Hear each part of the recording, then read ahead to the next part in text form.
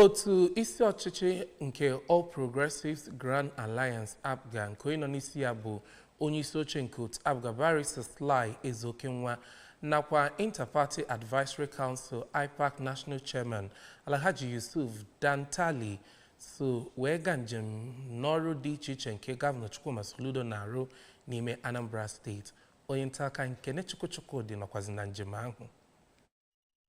Ya bụ otu bụ ndị gbafere ogologo okporo ụzọ Amansi, Awa, ndị Ukwuenu nakwa Ukuma nke ọ bụ Gọvanọ Soludo wee ruo na akwa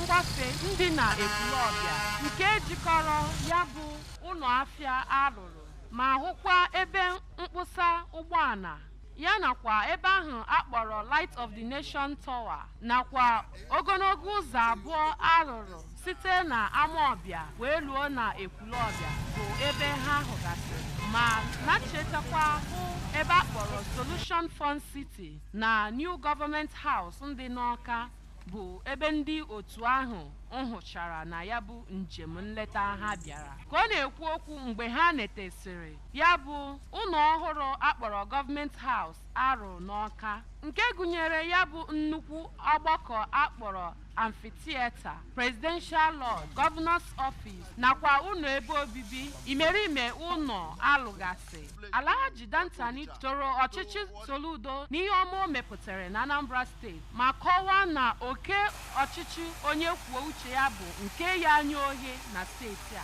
Onye National Chairman nke APGA bụ ọkaikpe Ezokenwa kọwapụtara ihe Gọvanọ Soludo na-eme na Anambra State kemgbe ahọ ịtọ bụ nke kwuru onwe ya ma kọwaa ya dịka onye nọbụ n'isi emume ịtụ alo